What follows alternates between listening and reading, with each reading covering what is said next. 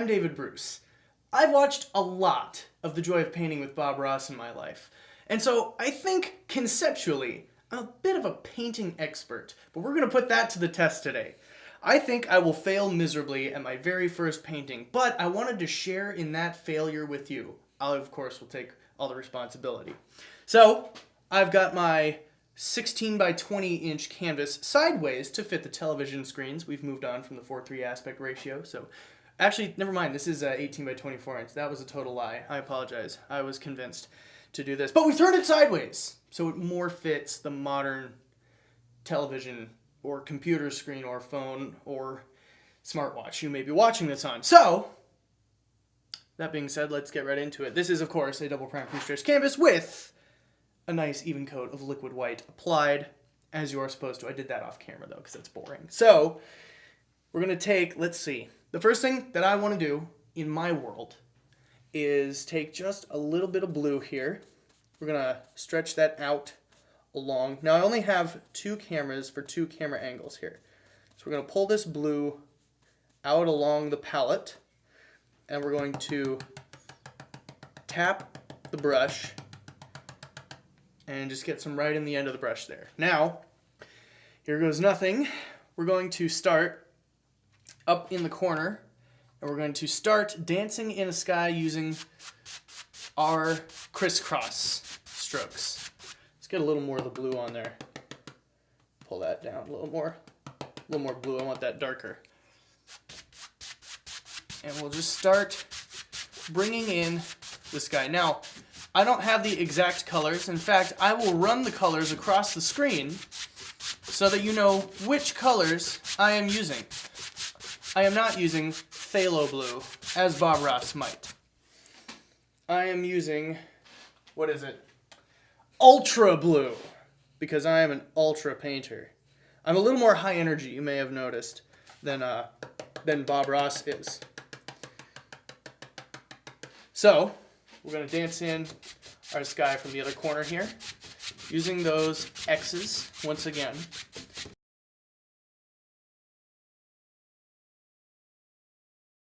Now, what we're going to want to do is we're going to take the same brush, and we're just going to pull in water from the edges. Let's get a little more blue on here.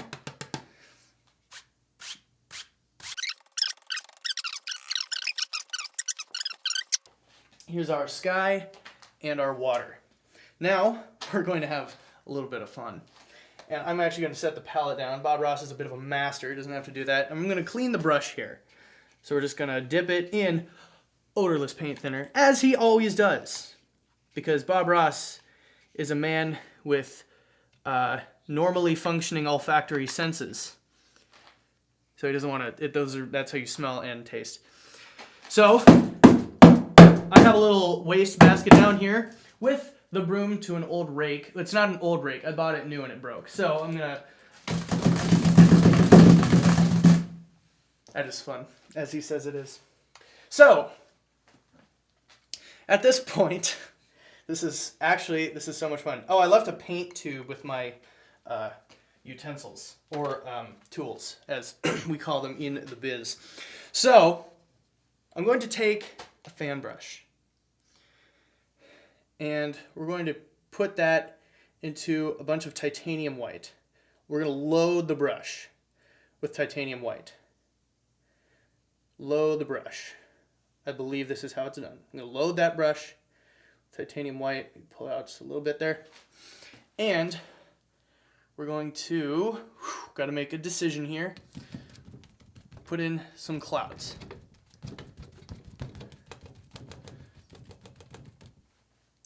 Get more titanium white there. Some clouds there. There we go. Some more white. Clouds there. And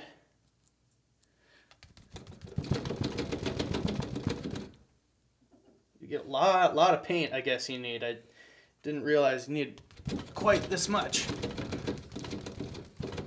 And there. Now, from there, going to wash off the fan brush. I'll let that soak for a moment. Now what we're going to do is we're going to take a dry 2-inch brush and we're going to do little circles in the clouds to kind of blend that excess paint in. And try to keep them separate in the formations that you had initially painted. I'm talking as if I'm instructing you. I'm doing this for the first time. I don't know what I'm doing. So, now that we've done that, we fluff them, lift gently upward.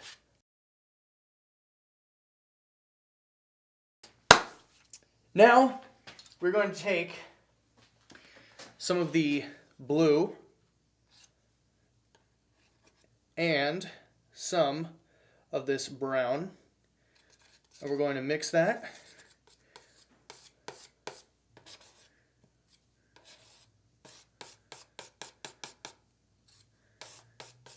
And we're going to pull that out nice and thin. Whoa, we gotta pull that way thinner. All the way out so it's no longer on the edge of our knife. There we go. And then cut across and get this nice little roll of paint. You can't really see it on either camera because I don't have a nice close-up. And then we're going to start putting a huge mountain in. We need a little bit more, I think. There we go. There we go. Really gotta work in some definition there.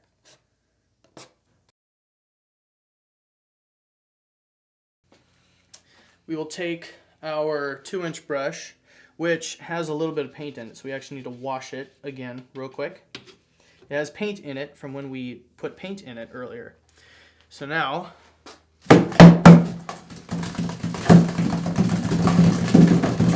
there we go. It's a little wet. Actually, it's pretty dry. So that's all right. Go ahead and just pull that down. Pull that mountain down. Paint, and it'll pull the excess paint down and away from the edge.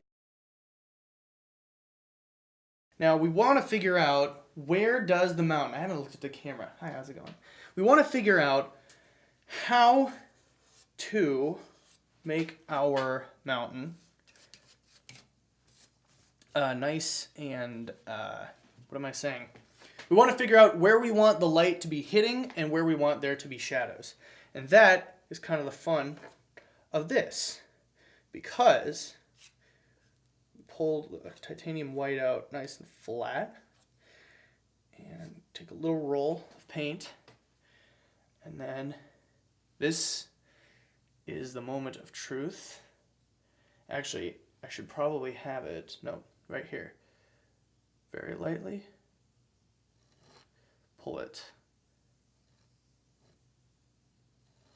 There we go.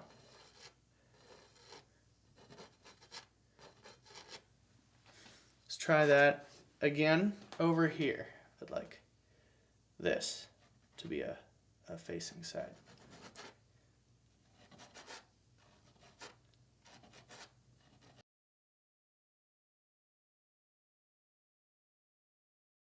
We have my first ever attempt at a mountain. Look at it and how it looks. So, gosh, I shouldn't have laughed at that. It would have been funnier.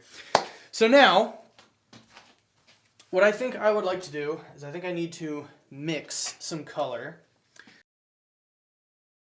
Take our 2-inch brush, make sure nice and dry. And let's see. I'm trying to think, how do we load the brush for something such as this? What we do is we wiggle the paintbrush to really load the bristles. I may need to make more hill color, I probably do. But we really want to load this brush up, because what we want to do is put in some nice hills. So we're going to wiggle it, and you know, this might not be dark enough. This may come out as a very yellowy bright hill, but that's okay. So we're going to come in,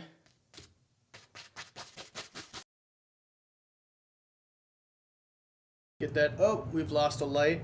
That's all right. It'll be just one moment. Maybe we'll leave that on for just a second. Maybe I can get one tree in while that light is still alive. Whoops, I got some paint on my hand. It's okay. So, we're gonna put a pine tree right here. So we're gonna start with the top of the tree and then start working down. So this pine tree, as you can see, needs more green. So we will add some green from the edges of this brown. Yep, it's out. All right, so that being the case, oh, and the recording over there has stopped. The whole production's falling apart. All right, so we'll leave that tree as it is, actually, because I know how I'm going to fix it. There we go. Maybe a little more green.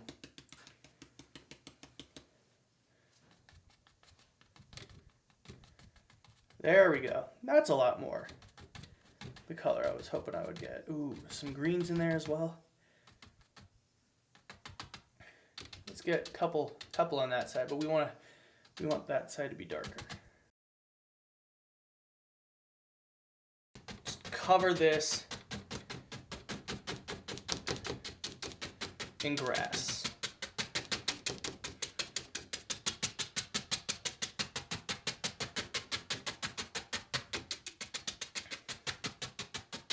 All right, we cover that in grass. We got a couple pines in the grass. It's almost like Iowa ran into Colorado over here. So, next thing that I would like to do, add some sparkling yellow.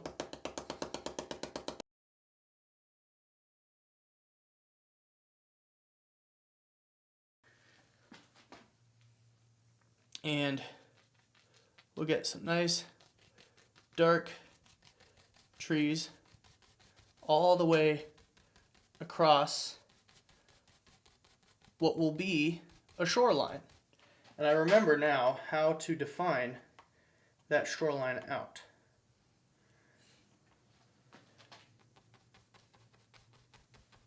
Gotta really keep that dark. Let's get some brown in this. I have all these trees here and these trees back here that are very fluffy. Now I've already faded those trees, but I could do here, turn these into reflections on the other end of the shore. That is how I will define my shoreline on the other end of the lake. There we go. And then I believe I might want to pull those down just a little bit more. Really make those reflections. And then what we'll do is we'll come back here and we will add waterline to this. And I think we've saved the edge of our lake. There we go. Okay, so here is our painting. Nice close-up in case you missed it. I'm sorry, I apologize. Like I said, this is a fairly low-budget production. Low budget. So, what I want to do now is make a really big tree in the left, because that was one of the things I wanted to do. That was very self-explanatory. It didn't need to be said. Do you mean the right? Did I say the left? I meant the right. So, I'm going to load this up. I'm actually going to bring this land in here all the way to the bottom. And this is once again going to be a grassy edge. And now comes the really big deal. I've got to load a lot of brown into the brush. Really load that up, bring it to a nice sharp chisel edge, as he says. Load tons. I mean tons. All right. Now, let's see. There it is. There's our tree right there. It's there. It's not going away. Now we have to finish it. So, now that our tree exists there, what we'll do is we'll take not our liner brush. We will, first, which one do I want to do? Let's take the liner brush, a little bit of paint thinner and black. Just mix that up a little bit. Should be like ink, as Bob Ross said. Now, we're going to get some limbs on this tree. It looks like a dead tree, but that's okay. We're not going to leave this guy dead. We're going to give him lots of healthy leaves so that he can photosynthesize the sun into oxygen.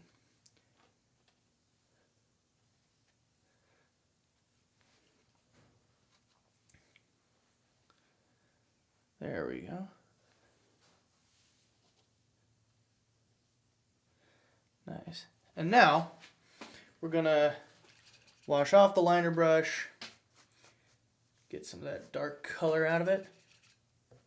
And then what we're gonna do is gonna take some titanium white and a little bit of brown, get a nice highlight color on this brush. And then we'll just highlight some of these limbs.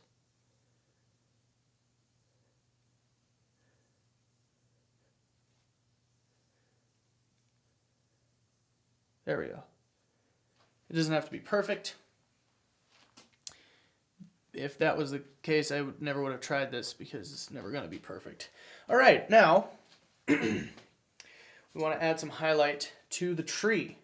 So I'm going to take some titanium white and I'm going to take some of the brown. I'm going to mix that together on the knife. It's all good here. All right, bring that down to a nice sharp edge and cut across and just pull.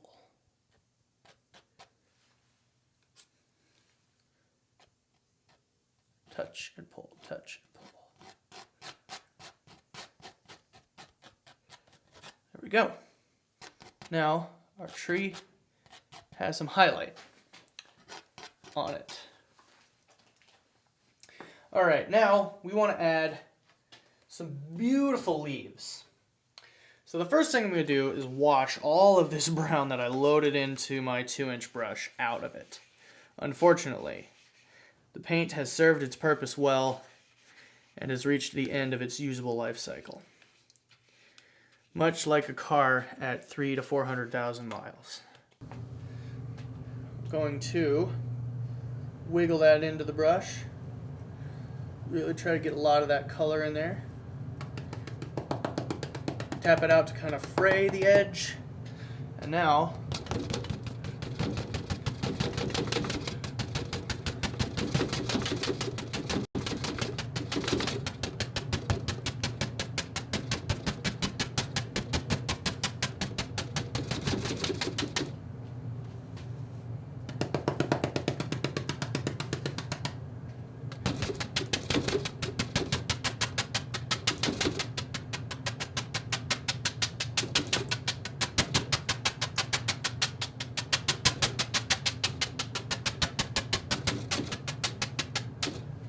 there we go. We've left a little peek through the tree right there. And I think that looks pretty good. So we'll go ahead and wash the 2-inch brush. Now, what we can do is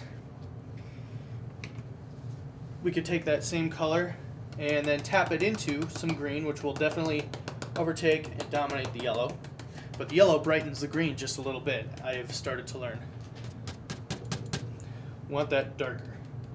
More green. More green. Nice grassy plateau down on the right.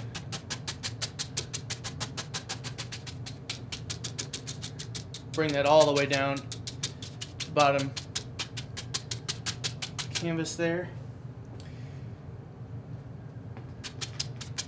Yeah.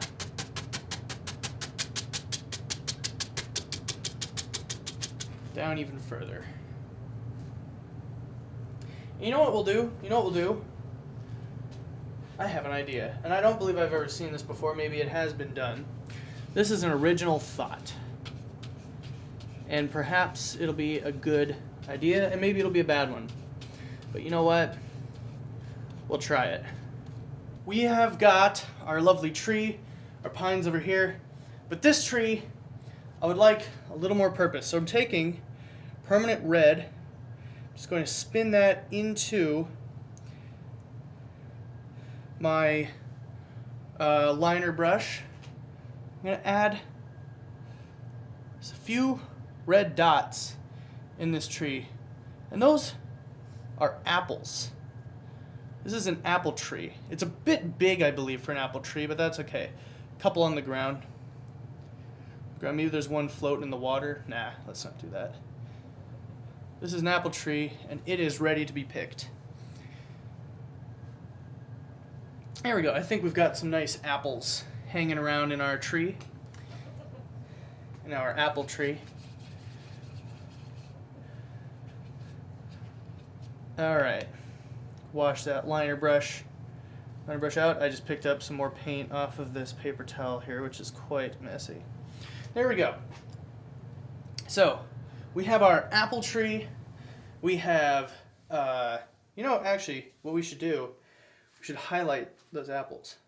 Now that I think about it, they're a little two-dimensional. We need to try to add some third dimension to those apples. I'm not entirely sure if that was exactly what I was supposed to do, but it's fine, because we highlighted them all on the side that the light would be coming from. All right, now the last little bit here, so we want to add some of the water line. Cut across, a little roll of paint, and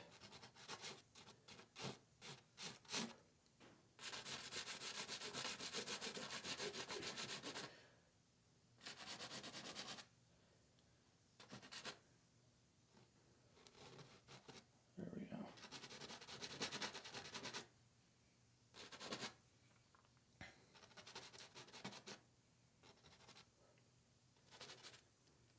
Couple little ripples out in the pond.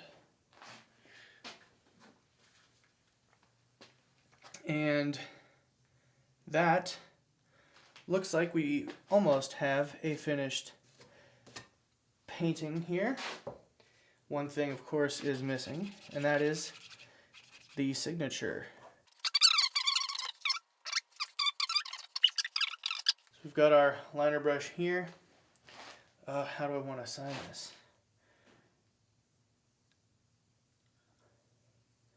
There we go.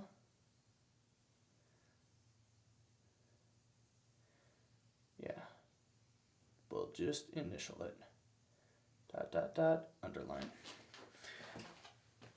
Thank you all for bearing with me as I fumble through my first attempt at painting a painting. Many mistakes were, well, many better choices could have been made. But I think all in all, it was fun. I enjoyed myself. And the most stressful part of it was the whole production thing. So I'm sure when I'm doing this and I don't have to do a production, it'll be just a lot more relaxing.